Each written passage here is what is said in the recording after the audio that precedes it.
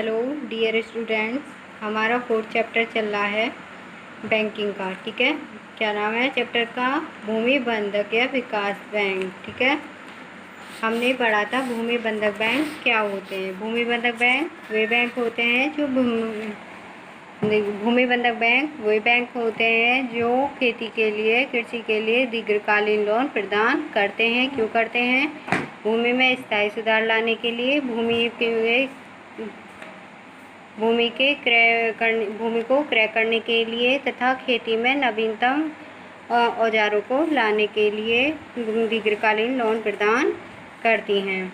ठीक है, मैंने आपको बताया था भूमि विकास बैंक के प्रकार। भूमि विकास बैंक 2 प्रकार के होते हैं, संगठन के आधार पर, क्षेत्रता के आधार पर। संगठन के आधार पर प्राथमिक भूमि विकास बैंक, मिश्रित पूंजी वाले भूमि विकास बैंक, अर्ध सहकारी भूमि विकास बैंक। ठीक है, क्षेत्रता के आधार पर प्राथमिक भूमि विकास बैंक, केंद्रीय भूमि विकास बैंक। ठीक है, प्राथमिक भूमि विकास बैंक जो गांव में कार्य करती हैं, केंद्रीय भूमि विकास बैंक जो जिले के अंतर्गत कार्य करती हैं। प्राथमिक भूमि विकास बैंक में ग्रामीण लोग इसके सदस्य होते हैं, जबकि केंद्रीय भूमि विकास बैंक में प्राथमिक बैंकों के भी सदस्य होते हैं और केंद्रीय बैंक के भी सदस्य होते हैं, दोनों मिलकर। ठीक है, अब हम पढ़ेंगे भूमि विकास बैंकों की विशेषताएं।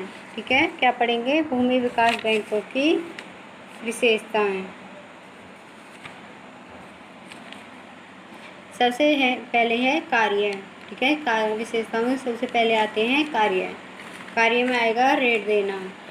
जो हमारी ये बैंक होती हैं अचल संपत्ति की जमानत पर दीर्घकालीन ऋण प्रदान करती हैं। अचल संपत्ति, ठीक है, जो हमारी भूमि है, ठीक है, उसके आधार पर भूमि को गिरवी रखकर, ठीक है, उनकी जो ज़मीन होती है उनको गिरवी रखकर ये लोन प्रदान करती हैं। सेकंड है आपको बचतों को प्रोत्साहन देना। इन बैंकों का कार्य है बचतों को प्रोत्साहन देना। बचतों को प्रोत्साहन कैसे देती हैं? क्योंकि जो हमारा पैसा होता है वो घर पर फिजूल खर्ची हो जाता है, खामखा के वेस्ट हो जाता है उल्टे सीधे कामों में। लेकिन जब हम अपने पैसे को बैंकों में जमा करते हैं तो उससे क्या होता है, हमारी बचत होती है। एक तो बचत करने की आदत पड़ती है और दूसरा हम कभी भी उस पैसे को निकाल सकते हैं जब भी हमें ज़रूरत पड़ती है, फिर अपनी फसल को बोने के लिए, ठीक है, या फिर अपने बच्चे को पढ़ाने के लिए या शादी करने के लिए। तो बचतों को भी प्रोत्साहन देती हैं। उचित परामर्श देना। ये बैंक अपने सदस्यों को भूमि के उचित उपयोग तथा भूमि संबंधी समस्याओं के संबंध में उचित परामर्श भी देती हैं। ठीक है, दोबारा सुन लो। उचित परामर्श, ये बैंक भूमि के अधिक उपजाऊ बनाने के लिए अधिक परामर्श देती हैं। ठीक है, अगर भूमि से संबंधित कोई भी समस्या होती है तो उसके लिए सुझाव भी देती हैं। समझ आया?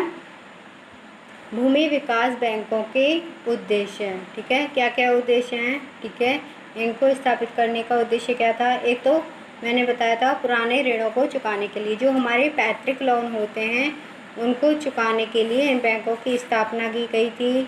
या जो हमारी भूमि में स्थायी सुधार करने के लिए इन बैंकों की स्थापना की गई थी। नई भूमियों को खरीदने के लिए, ठीक है, नई भूमि को खरीदने के लिए इन बैंकों की, भूमि विकास बैंकों की स्थापना की गई थी। नलकूप व कुएँ खुदवाने के लिए इन बैंकों की स्थापना की गई थी। ठीक है, मूल्यवान कृषि यंत्रों को खरीदने के लिए, कृषि में उन्नत एवं प्राथमिक आधुनिक तरीकों को अपनाने के लिए भूमि विकास बैंकों की स्थापना की गई थी। तो ये तो होते हैं इसके भूमि विकास बैंकों के उद्देश्य। अब तीसरा है आपका प्रबंध। इसमें जो प्रबंध करते हैं, इसमें 7 से 9 संचालक होते हैं। जो प्रबंध किया जाता है संचालक मंडल के द्वारा ही किया जाता है। किसके द्वारा किया जाता है बच्चों?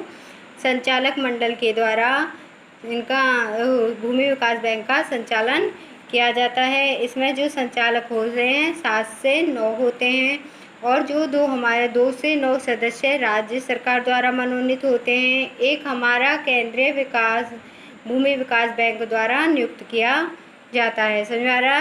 जो हमारे 3 होते हैं, 2 या 3 होते हैं, वो राज्य सरकार द्वारा, और जो एक सदस्य संचालक की नियुक्ति हमारी केंद्रीय भूमि विकास बैंक के द्वारा की जाती है। बाकी सबकी जो नियुक्ति की जाती है वो सदस्यों के द्वारा की जाती है। जो हमारे भूमि विकास बैंक के सदस्य होते हैं उनके द्वारा संचालक मंडलों की नियुक्ति की जाती है।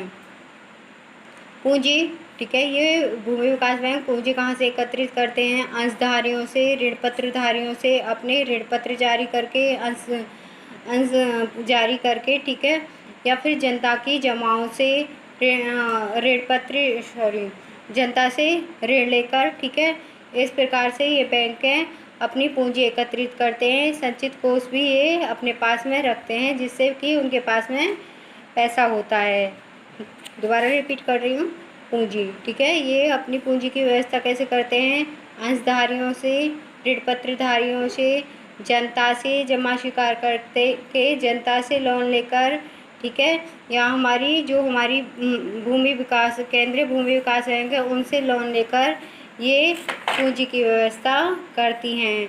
ऋण, ठीक है, ऋण ये आप तुमको ये 7 से 9 माह के लिए, साल के लिए लोन प्रदान करती हैं। दीर्घकालीन लोन कितने दिन के लिए प्रदान करती हैं? 7 से 9 वर्ष के लिए लोन प्रदान करती हैं, ठीक है। क्यों प्रदान करती है ये सबको बताइए। भूमि को खरीदने के लिए, पैतृक लोन को चुकाने के लिए, ठीक है, स्थायी सुधार करने के लिए, चकबंदी हो गई है तो उसमें स्थायी सुधार करना है, इसके लिए लोन प्रदान करती हैं। ब्याज दर, इनकी जो ब्याज दर होती है 11 से 13% होती है। कितनी होती है? 11 से 13% भूमि विकास बैंकों की ब्याज दर होती है। ऋण की वसूली, इनकी जो ऋण की वसूली की जाती है वो किस्तों के रूप में की जाती है।